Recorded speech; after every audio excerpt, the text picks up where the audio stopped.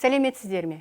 Мен өндірістік оқыту шебері Сабирова Гүлмира Түркменбайқызы 2020-2021 оқу жылындағы екінші курс менеджмент мамандығы бойынша оқу тәжірибесін жүргіземін.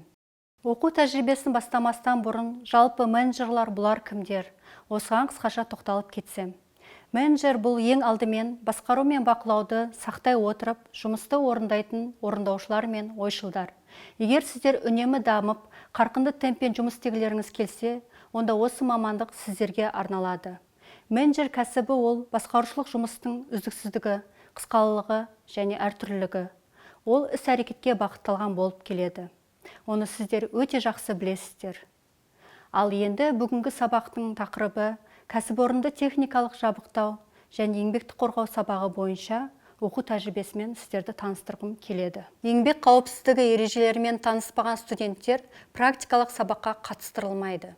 Себебі еңбекті қорғау, қауіпсіздік техникасы және өрт қауіпсіздігі жөніндегі ереже Қазақстан Республикасының еңбек кодексіне, Қазақстан Республикасы үкіметінің 2014 жылғы 9 қазандағы номері 1077 қаулысымен бекітілген.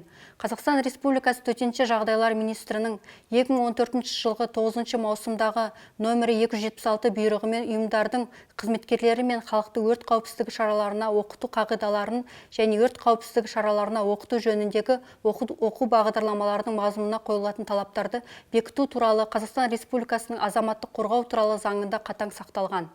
Сіздер практика кезінде алдымен қауіпсіздік техникасы бойынша кіріспе инструктажбен танысасыздар. Ал кәсіпорынға тәжірибе өтуге келген кезде алғашқы жоспардан тыс өндірістік инструктажбен танысып, арнайы қауіпсіздік техникасы журналына қол қоясыздар. Оқу тәжірибесіне студенттер уақытында кешікпей келу керек және арнайы дресс-кодты ұстану міндетті. Әркім өз орнына отырып, жұмыс орнын таза ұстап, тәртіп сақтауы тиіс. Практика барысында тәжірибе жетекшісінен жоспарға сай тапсырма алып орындауы тиіс. Кабинеттегі құрал жабдықтарды күтіп, таза ұстау міндетті.